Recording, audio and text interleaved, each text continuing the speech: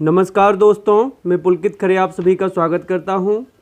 आज हम आप लोगों के लिए लेके आए हैं महत्वपूर्ण प्रश्न जो कि भोजन और उसके अवयव से संबंधित हैं। ये सभी प्रश्न आप लोगों के लिए बहुत उपयोगी हैं, तो ध्यान से आप सभी को पूरा टेस्ट करना है। पहला प्रश्न आप सभी को स्क्रीन पर दिखाई दे रहा है। पहला प्रश्न है, भोजन के प्रमुख अवयव हैं। 4 ऑप्शन आपके सामने हैं। पहला ऑप्शन है शर्करा, दूसरा ऑप्शन है वसा, तीसरा ऑप्शन है जल और चौथा ऑप्शन है सभी। तो इसका सही उत्तर हो जाएगा ऑप्शन नंबर डी, सभी, क्योंकि ये सभी भोजन के प्रमुख अवयव हैं। हमें भोजन में शर्करा की भी आवश्यकता होती है, क्योंकि शर्करा से हमें ऊर्जा प्राप्त होती है। वसा भी हमारे लिए बहुत आवश्यक है, क्योंकि वसा हमारे शरीर के तापमान को नियंत्रित रखती है। जल की बात करें तो जल हमारे शरीर का सबसे महत्वपूर्ण घटक है। जल के बिना कोई भी हमारे शरीर में होने वाली क्रिया संपन्न नहीं होती है। सभी प्रकार के खाद्य पदार्थ जलीय माध्यम से ही, यानी जल में घुलकर ही हमारे पूरे शरीर तक पहुंचते हैं। तो जल भी बहुत आवश्यक है। तो इसका सही उत्तर हो जाएगा ऑप्शन नंबर डी, सभी। अगला प्रश्न है, मनुष्य के द्वारा भोजन क्यों ग्रहण किया जाता है? 4 ऑप्शन आपके सामने हैं। पहला ऑप्शन है वृद्धि के लिए, दूसरा ऑप्शन है विभिन्न अंगों की मरम्मत के लिए, तीसरा ऑप्शन है जीवन क्रियाओं के लिए आवश्यक ऊर्जा और चौथा ऑप्शन है उपरोक्त सभी। तो इसका सही उत्तर हो जाएगा ऑप्शन नंबर डी, उपरोक्त सभी। भोजन हम इन सभी चीज़ों के लिए ग्रहण करते हैं। भोजन के द्वारा हमारे शरीर की वृद्धि भी होती है। हमारे शरीर में कहीं चोट लग जाती है, कहीं पर कुछ नुकसान हो जाता है, तो उसकी भरपाई भी भोजन के द्वारा ही होती है। तो मरम्मत करना भी भोजन का काम होता है। और जो हम काम करते हैं उसके लिए जो ऊर्जा की आवश्यकता होती है, वो ऊर्जा भी हमें भोजन के द्वारा ही प्राप्त होती है। तो ऑप्शन नंबर डी हमारा सही उत्तर हो जाएगा। अगला प्रश्न है, भोजन किन किन के लिए आवश्यक है? 4 ऑप्शन आपके सामने हैं। पहला ऑप्शन है सूक्ष्म जीवाणुओं के लिए, दूसरा ऑप्शन है बृहदाकार जंतुओं के लिए, तीसरा ऑप्शन है वनस्पतियों के लिए और चौथा ऑप्शन है उपरोक्त सभी। तो इसका सही उत्तर हो जाएगा ऑप्शन नंबर डी, उपरोक्त सभी। सभी को अपने विकास के लिए और ऊर्जा के लिए भोजन की आवश्यकता होती है, चाहे वो सूक्ष्म जीवाणु हो, चाहे बड़े आकार के जीव जंतु हों, चाहे वनस्पति हो, चाहे कोई भी हो, सभी को भोजन की आवश्यकता होती है। भोजन के बिना कोई भी जीवित नहीं रह सकता है। तो ऑप्शन नंबर डी सही उत्तर हो जाएगा। अगला प्रश्न है, कार्बोहाइड्रेट के निर्माण में कौन सा तत्व अनुपस्थित रहता है? 4 ऑप्शन आपके सामने हैं। पहला ऑप्शन है कार्बन, दूसरा ऑप्शन है नाइट्रोजन और तीसरा ऑप्शन है हाइड्रोजन और चौथा है ऑक्सीजन। तो इसका सही उत्तर हो जाएगा option number B, nitrogen. Carbohydrate में नाइट्रोजन नहीं पाया जाता है। बाकी 3 तत्व पाए जाते हैं कार्बोहाइड्रेट में। कार्बन भी पाया जाता है, हाइड्रोजन भी पाया जाता है और ऑक्सीजन भी पाया जाता है। कार्बोहाइड्रेट के अंदर इन तीनों तत्वों का जो अनुपात होता है, कार्बन, हाइड्रोजन और ऑक्सीजन का, वो होता है 1:2:1, यानी कि 1 भाग कार्बन होता है, 2 भाग हाइड्रोजन होता है और 1 भाग ऑक्सीजन होता है। तो इन तीनों तत्वों का अनुपात ये होता है, ये आपको ध्यान रखना है। चलिए आगे बढ़ते हैं अगले प्रश्न की ओर। अगला प्रश्न है, कौन से खाद्य पदार्थ में कार्बोहाइड्रेट अनुपस्थित है? यानी कि हमें वो खाद्य पदार्थ बताना है जिसमें कार्बोहाइड्रेट नहीं पाया जाता। 4 ऑप्शन आपके सामने हैं। पहला ऑप्शन है अनाज, दूसरा ऑप्शन है आलू, तीसरा ऑप्शन है मूली और चौथा ऑप्शन है चावल। तो इसका सही उत्तर हो जाएगा ऑप्शन नंबर सी, मूली। मूली में कार्बोहाइड्रेट नहीं पाया जाता है। मूली एक रेशेदार खाद्य पदार्थ होता है, मूली जड़ के अंतर्गत आता है और इसमें बिल्कुल भी कार्बोहाइड्रेट नहीं होता है। ये हमारे भोजन को पचाने में मदद करता है। इसमें फाइबर की मात्रा बहुत ज़्यादा होती है और ये हमारे भोजन को अच्छी तरह पचाने में मदद करता है। तो ऑप्शन नंबर सी सही उत्तर हो जाएगा। बाकी तीनों जो ऑप्शन दिए गए हैं उन सभी में कार्बोहाइड्रेट पाया जाता है। अनाजों में भी कार्बोहाइड्रेट होता है, आलू में भी बहुत सारा कार्बोहाइड्रेट पाया जाता है और चावल में भी कार्बोहाइड्रेट होता है। तो ऑप्शन नंबर सी सही उत्तर हो जाएगा। चलिए आगे बढ़ते हैं अगले प्रश्न की ओर।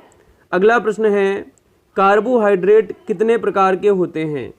चार ऑप्शन आपके सामने हैं। पहला ऑप्शन है 2, दूसरा ऑप्शन है 3, तीसरा ऑप्शन है 4 और चौथा ऑप्शन है 5। तो इसका सही उत्तर हो जाएगा ऑप्शन नंबर बी 3। कार्बोहाइड्रेट को 3 श्रेणियों में विभाजित किया गया है। पहली श्रेणी होती है मोनोसैकेराइड, दूसरी श्रेणी होती है डाइसैकेराइड और तीसरी जो कैटेगरी होती है वो होती है पॉलीसैकेराइड। तो कार्बोहाइड्रेट 3 प्रकार के होते हैं, मोनोसैकेराइड, डाइसैकेराइड और पॉलीसैकेराइड। तो इस तरह से ऑप्शन नंबर बी सही ऑप्शन हो जाएगा। आगे बढ़ते हैं अगले प्रश्न की ओर। अगला प्रश्न है, 1 ग्राम कार्बोहाइड्रेट से शरीर को कितनी कैलोरी प्राप्त होती है? चार ऑप्शन आपके सामने हैं। पहला ऑप्शन है 3, दूसरा ऑप्शन है 4, तीसरा ऑप्शन है 5 और चौथा ऑप्शन है 6। तो इसका सही उत्तर हो जाएगा ऑप्शन नंबर बी 4।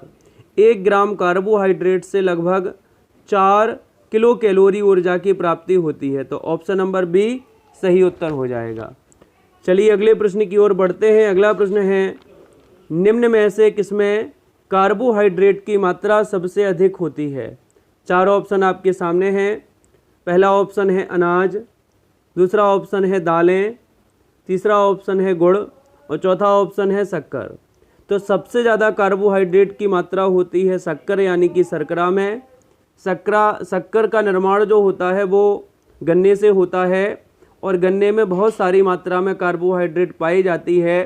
तो शक्कर में भी बहुत सारी मात्रा में कार्बोहाइड्रेट होती है। जितने भी मीठे खाद्य पदार्थ होते हैं उन सभी में कार्बोहाइड्रेट प्रचुर मात्रा में पाई जाती है। तो ऑप्शन नंबर डी यहाँ पर हमारा सही उत्तर हो जाएगा। अगला प्रश्न है, निम्न में से क्या कार्बोहाइड्रेट के कार्य हैं? चार ऑप्शन आपके सामने हैं। पहला ऑप्शन है ऊर्जा प्रदान करना, दूसरा ऑप्शन है कैल्शियम के अवशोषण में सहायक, तीसरा ऑप्शन है वसा की बचत में सहायक और चौथा ऑप्शन है उपरोक्त सभी। तो इसका सही उत्तर हो जाएगा ऑप्शन नंबर डी उपरोक्त सभी। ये सभी काम कार्बोहाइड्रेट के हैं। कार्बोहाइड्रेट हमारे शरीर को ऊर्जा भी प्रदान करता है। कार्बोहाइड्रेट के द्वारा कैल्शियम का अवशोषण भी होता है। लैक्टोज कार्बोहाइड्रेट का ही एक रूप होता है और वो कैल्शियम के अवशोषण में सहायक होता है। वसा की बचत भी करता है कार्बोहाइड्रेट। जब हमारे शरीर में पर्याप्त कार्बोहाइड्रेट होती है तो वसा की बचत होती है, क्योंकि हमें कार्बोहाइड्रेट से ऊर्जा मिल जाती है और ऊर्जा के लिए हमें वसा की फिर आवश्यकता नहीं रहती है और इस प्रकार से वसा की बचत हो जाती है। तो वसा की बचत में भी सहायक होता है कार्बोहाइड्रेट। तो इस तरह से तीनों ऑप्शन सही हैं। तो ऑप्शन नंबर डी हमारा सही उत्तर हो जाएगा यहाँ पर। अगले प्रश्न की ओर बढ़ते हैं। अगला प्रश्न है, कौन सी कार्बोहाइड्रेट व्यक्ति के शरीर से व्यर्थ पदार्थ के विसर्जन में सहायक होती है? चार ऑप्शन आपके सामने हैं। पहला है सेल्यूलोज, दूसरा ऑप्शन है ग्लूकोज, तीसरा ऑप्शन है सुक्रोज और चौथा ऑप्शन है लैक्टोज। तो इसका सही उत्तर हो जाएगा option number A cellulose. Cellulose जो पदार्थ होता है वो हमारे शरीर से जितने भी व्यर्थ पदार्थ होते हैं उन सभी को निकालने में मदद करता है। जो फाइबर वाले खाद्य पदार्थ होते हैं, जो सलाद होती है उसमें सेल्यूलोज पाया जाता है और ये जल धारण में सहायक होता है, यानी कि जल को बनाए रखता है हमारे शरीर में। और इस तरह से ये जितने भी हमारे शरीर में बेकार के पदार्थ होते हैं उन सभी को हमारे शरीर से बाहर निकालने में मदद करता है। हरे पौधों की जो कोशिका भित्ति होती है वो सेल्यूलोज की बनी होती है।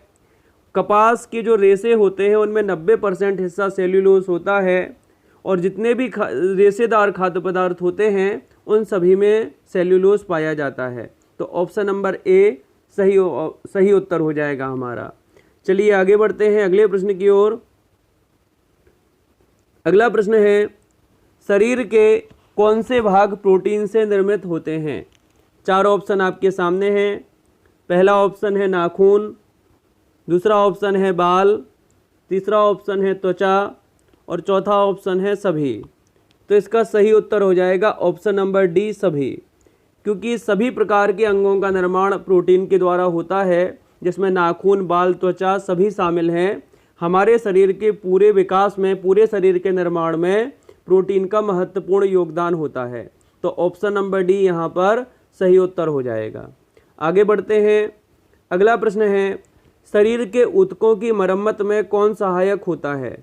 4 ऑप्शन आपके सामने हैं।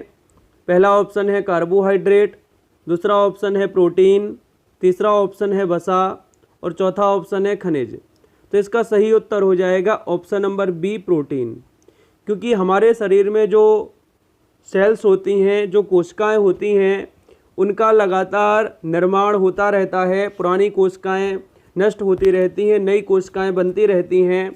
तो कोशिकाओं के निर्माण में और ऊतकों के निर्माण में प्रोटीन का महत्वपूर्ण योगदान होता है, क्योंकि हमारे शरीर के को वृद्धि करने का काम, हमारे शरीर का निर्माण करने का काम, ये सभी काम प्रोटीन के ही होते हैं।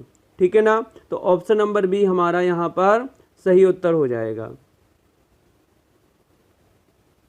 अगला प्रश्न है, मानव शरीर कितने अमीनो एसिड का बना होता है? 4 ऑप्शन आपके सामने हैं। पहला ऑप्शन है 10, दूसरा ऑप्शन है 15, तीसरा ऑप्शन है 20 और चौथा ऑप्शन है 25। तो इसका सही उत्तर हो जाएगा option number C 20। 20 amino acid का बना होता है हमारा शरीर। तो ऑप्शन नंबर सी हमारा यहाँ पर सही उत्तर हो जाएगा। आगे बढ़ते हैं अगले प्रश्न की ओर। अगला प्रश्न है, प्रोटीन शरीर में किसके निर्माण में सहायक होता है? 4 ऑप्शन आपके सामने हैं। पहला ऑप्शन है एंजाइम, दूसरा ऑप्शन है एंटीबायोटिक, तीसरा ऑप्शन है हीमोग्लोबिन और चौथा ऑप्शन है सभी। तो इसका सही उत्तर हो जाएगा ऑप्शन नंबर डी सभी, क्योंकि एंजाइम का निर्माण भी प्रोटीन के द्वारा होता है। एंटीबायोटिक जो हमारे शरीर में होते हैं, जो रोगों से लड़ने में मदद करते हैं, वो भी प्रोटीन के द्वारा बने होते हैं। हीमोग्लोबिन का निर्माण भी प्रोटीन के द्वारा होता है, जो हमारे खून का महत्वपूर्ण घटक है। हीमोग्लोबिन में ग्लोबिन नाम का प्रोटीन होता है। तो सभी के निर्माण के लिए प्रोटीन की आवश्यकता होती है। तो ऑप्शन नंबर डी हमारा यहाँ पर सही उत्तर हो जाएगा। चलिए आगे बढ़ते हैं। अगला प्रश्न है, निम्न में से क्या प्रोटीन के निर्माण में सहायक होते हैं? 4 ऑप्शन आपके सामने दिए गए हैं। पहला ऑप्शन है नाइट्रोजन, दूसरा ऑप्शन है सल्फर, तीसरा ऑप्शन है फास्फोरस और चौथा ऑप्शन है सभी। तो इसका सही उत्तर हो जाएगा ऑप्शन नंबर डी सभी, क्योंकि प्रोटीन के निर्माण में इन तीनों तत्वों की आवश्यकता होती है। नाइट्रोजन की भी आवश्यकता होती है, सल्फर की भी आवश्यकता होती है और फास्फोरस की भी आवश्यकता होती है। इसके अलावा और भी तत्व होते हैं जो प्रोटीन के निर्माण में सहायक होते हैं, जैसे कार्बन भी प्रोटीन के निर्माण में सहायक होता है। हाइड्रोजन भी प्रोटीन के निर्माण में सहायक होता है। ऑक्सीजन भी होता है। सल्फर दिया ही गया है और नाइट्रोजन और फास्फोरस, ये सभी प्रोटीन के निर्माण में सहायक होते हैं। तो आप लोगों को ध्यान रखना है। तो ऑप्शन नंबर डी यहाँ पर हमारा सही उत्तर हो जाएगा। आगे बढ़ते हैं। 16वें नंबर का प्रश्न है, निम्न खाद्य पदार्थों में किसमें प्रोटीन नहीं होता है? 4 ऑप्शन आपके सामने हैं। पहला ऑप्शन है मछली, दूसरा ऑप्शन है आलू, तीसरा ऑप्शन है दूध और चौथा ऑप्शन है मांस। तो इसका सही उत्तर हो जाएगा ऑप्शन नंबर बी आलू, क्योंकि आलू के अंदर प्रोटीन कम पाया जाता है। ऐसा तो हम नहीं कह सकते कि आलू में बिल्कुल भी प्रोटीन नहीं पाया जाता हो, थोड़ी मात्रा में इसमें भी प्रोटीन पाया जाता है। लेकिन यहाँ पर ऑप्शन दिए गए हैं जो, उसमें बाकी 3 ऑप्शन यदि हम देखें तो उनमें ज़्यादा मात्रा में प्रोटीन पाया जाता है, लेकिन आलू में बहुत कम मात्रा में प्रोटीन पाया जाता है। इसलिए हम लोग यहाँ पर आलू के साथ में जाएंगे। ठीक है ना? लेकिन हम ऐसा नहीं कह सकते हैं कि आलू में बिल्कुल भी प्रोटीन ना हो। अगर हम आलू के संगठन की बात करें, आलू में जो जो तत्व पाए जाते हैं, अगर हम उनकी बात करें तो आलू में सबसे ज़्यादा मात्रा में होता है पानी। लगभग 75% से 76% भाग पानी होता है आलू के अंदर। वहीं लगभग 16% हिस्सा कार्बोहाइड्रेट का होता है। 2.5 से 3% प्रोटीन इसमें पाया जाता है। कुछ हिस्सा फाइबर भी होता है, इसमें वसा की भी थोड़ी सी मात्रा होती है और कुछ मात्रा इसमें खनिज पदार्थ की भी होती है। तो इस तरह से सबसे ज़्यादा मात्रा जो इसमें होती है वो पानी की होती है और उसके बाद में कार्बोहाइड्रेट की होती है। तो आलू कार्बोहाइड्रेट का एक महत्वपूर्ण स्रोत होता है। तो ऑप्शन नंबर बी यहाँ पर हमारा सही उत्तर हो जाएगा। चलिए आगे बढ़ते हैं अगले प्रश्न की ओर। अगला प्रश्न है 17वें नंबर का, निम्न में से कौन से वनस्पति जन्य प्रोटीन के उदाहरण हैं? यानी कि वो कौन से पदार्थ हैं जो प्रोटीन के स्रोत हैं और जो हमें वनस्पतियों के द्वारा प्राप्त होते हैं। ठीक है, तो 4 ऑप्शन आपके सामने हैं। पहला ऑप्शन है सोयाबीन, दूसरा ऑप्शन है सूखे मेवे, तीसरा ऑप्शन है मूंगफली और चौथा ऑप्शन है सभी। तो इसका सही उत्तर हो जाएगा ऑप्शन नंबर डी सभी, क्योंकि सोयाबीन की प्राप्ति भी हमें वनस्पति से होती है, पौधों से होती है। सूखे मेवे जितने भी होते हैं वो सभी हमें पौधों के द्वारा ही प्राप्त होते हैं। मूंगफली की प्राप्ति भी पौधों से होती है, यानी वनस्पति से होती है। तो यहाँ पर सभी ऑप्शन सही हैं, तो ऑप्शन नंबर डी यहाँ पर हमारा सही उत्तर हो जाएगा। चलिए आगे बढ़ते हैं अगले प्रश्न की ओर। अगला प्रश्न है, वसा के निर्माण में कौन सहायक नहीं है? 4 ऑप्शन आपके सामने हैं। पहला ऑप्शन है फास्फोरस, दूसरा ऑप्शन है हाइड्रोजन, तीसरा ऑप्शन है ऑक्सीजन और चौथा ऑप्शन है कार्बन। तो इसका सही उत्तर हो जाएगा ऑप्शन नंबर ए फास्फोरस, क्योंकि वसा के अंदर फास्फोरस नहीं पाया जाता है, बाकी 3 तत्व वसा के अंदर पाए जाते हैं। वसा में हाइड्रोजन भी होता है, ऑक्सीजन भी होता है और कार्बन भी होता है। इन्हीं 3 तत्वों से मिलकर वसा बनी होती है और इन्हीं 3 तत्वों से मिलकर कार्बोहाइड्रेट भी बनी होती है। यानी दोनों ही पदार्थ, वसा भी और कार्बोहाइड्रेट भी, दोनों ही हाइड्रोजन, ऑक्सीजन और कार्बन से मिलकर बने होते हैं। फास्फोरस इसमें नहीं पाया जाता है। तो ऑप्शन नंबर ए सही उत्तर हो जाएगा यहाँ पर हमारा। आगे बढ़ते हैं अगले प्रश्न की ओर। अगला प्रश्न है, 1 ग्राम वसा से व्यक्ति को कितने किलो कैलोरी ऊर्जा प्राप्त होती है? 4 ऑप्शन आपके सामने हैं। पहला ऑप्शन है 4, दूसरा ऑप्शन है 5, तीसरा ऑप्शन है 6 और चौथा ऑप्शन है 9। तो इसका सही उत्तर हो जाएगा ऑप्शन नंबर डी 9। 1 ग्राम वसा से व्यक्ति को 9 किलो कैलोरी ऊर्जा की प्राप्ति होती है। वहीं अगर हम कार्बोहाइड्रेट की बात करें तो कार्बोहाइड्रेट से 4 किलो कैलोरी ऊर्जा की प्राप्ति होती है और प्रोटीन से भी लगभग 4 किलो कैलोरी की ही ऊर्जा प्राप्त होती है हमें। सबसे ज़्यादा ऊर्जा की प्राप्ति जो होती है प्रति ग्राम के हिसाब से वो वसा से होती है। तो ऑप्शन नंबर डी हमारा यहाँ पर सही उत्तर हो जाएगा। आगे बढ़ते हैं। अगला प्रश्न है, वसा किस प्रकार का यौगिक है? 4 ऑप्शन आपके सामने हैं। पहला ऑप्शन है कार्बनिक, दूसरा ऑप्शन है अकार्बनिक, तीसरा ऑप्शन है ए और बी दोनों और चौथा ऑप्शन है उपरोक्त में से कोई नहीं। तो इसका सही उत्तर हो जाएगा ऑप्शन नंबर ए कार्बनिक। अभी हम आपको पहले बता चुके हैं कि जो वसा का निर्माण होता है वो कार्बन, हाइड्रोजन और ऑक्सीजन से मिलके होता है। तो वसा के अंदर कार्बन पाया जाता है, इसलिए ये एक प्रकार का कार्बनिक यौगिक होता है। तो ऑप्शन नंबर ए हमारा यहाँ पर सही उत्तर हो जाएगा। आपको ध्यान रखना है, वसा, कार्बोहाइड्रेट और प्रोटीन, ये तीनों कार्बनिक यौगिक होते हैं। तो ऑप्शन नंबर ए यहाँ पर सही उत्तर होगा। चलिए आगे बढ़ते हैं अगले प्रश्न की ओर। वसीय अम्ल कितने प्रकार के होते हैं? 4 ऑप्शन आपके सामने दिए गए हैं। पहला ऑप्शन है 2, दूसरा ऑप्शन है 4, तीसरा ऑप्शन है 6 और चौथा ऑप्शन है 8। तो इसका सही उत्तर हो जाएगा ऑप्शन नंबर ए 2। हमारे शरीर के लिए 2 महत्वपूर्ण वसीय अम्लों की आवश्यकता होती है, तो इसलिए ऑप्शन नंबर ए यहाँ पर सही उत्तर हो जाएगा। चलिए आगे बढ़ते हैं। अगला प्रश्न है, निम्न में कौन वसा में घुलनशील विटामिन नहीं है? 4 ऑप्शन आपके सामने हैं। पहला ऑप्शन है विटामिन ए, दूसरा ऑप्शन है विटामिन सी, तीसरा ऑप्शन है विटामिन डी और चौथा ऑप्शन है विटामिन ई। तो इसका सही उत्तर हो जाएगा option number B vitamin C. B और सी ऐसे विटामिन होते हैं जो वसा में नहीं घुलते हैं, ये पानी में घुल जाते हैं। वहीं अगर हम बाकी विटामिनों की बात करें, vitamin A, vitamin D, vitamin E और विटामिन के, ये सभी विटामिन वसा में घुलनशील होते हैं और बी और सी विटामिन जो होते हैं वो पानी यानी कि जल में घुलनशील होते हैं। तो ऑप्शन नंबर बी यहाँ पर हमारा सही उत्तर हो जाएगा। आगे बढ़ते हैं। अगला प्रश्न है, हमारे शरीर को लगभग कितने विटामिनों की आवश्यकता होती है? 4 ऑप्शन आपके सामने हैं। पहला ऑप्शन है 10, दूसरा ऑप्शन है 12, तीसरा ऑप्शन है 14 और चौथा ऑप्शन है 13। तो हमारे शरीर को 13 महत्वपूर्ण विटामिनों की आवश्यकता होती है। तो ऑप्शन नंबर डी यहाँ पर हमारा सही उत्तर हो जाएगा। चलिए आगे बढ़ते हैं। अगला प्रश्न है, विटामिन सी के प्रमुख स्रोत कौन से हैं? 4 ऑप्शन आपके सामने हैं। पहला ऑप्शन है संतरा, दूसरा ऑप्शन है पहला ऑप्शन आंवला है। पहला ऑप्शन है आंवला, दूसरा ऑप्शन है संतरा, तीसरा ऑप्शन है अंगूर और चौथा ऑप्शन है सभी। तो इसका सही उत्तर हो जाएगा ऑप्शन नंबर डी सभी, क्योंकि आंवला भी विटामिन सी का महत्वपूर्ण स्रोत है। संतरे के अंदर भी विटामिन सी पाया जाता है, अंगूर के अंदर भी विटामिन सी पाया जाता है। जितने भी खट्टे खाद्य पदार्थ होते हैं उन सभी में विटामिन सी प्रचुर मात्रा में पाया जाता है।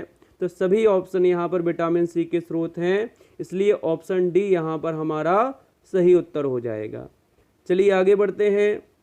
अंतिम प्रश्न है, किस विटामिन का वैज्ञानिक नाम राइबोफ्लेविन है? तो इसका सही उत्तर हो जाएगा option number B vitamin बी2। Vitamin बी2 को राइबोफ्लेविन भी कहा जाता है। वहीं अगर हम बाकी विटामिनों की बात करें तो विटामिन बी1 को कहते हैं थायमिन, विटामिन बी12 को कहा जाता है साइनोकोबालमिन और विटामिन ई को कहा जाता है एस्कॉर्बिक एसिड। और जो विटामिन बी2 होता है, इसकी कमी से हमारे मुख के किनारों पर दरार पड़ जाती है और ओंठ फटने लगते हैं। तो विटामिन बी2 हमारे शरीर के लिए बहुत ज़्यादा आवश्यक होता है। तो आज हमने 25 महत्वपूर्ण प्रश्नों को हल किया है। ये सभी प्रश्न बहुत उपयोगी हैं और कई तरह की परीक्षाओं में पूछे जाते हैं। इसी तरह से आपको नए नए प्रश्न मिलते रहेंगे। आज के वीडियो में बस इतना ही। अगले वीडियो में फिर मिलते हैं। तब तक के लिए धन्यवाद।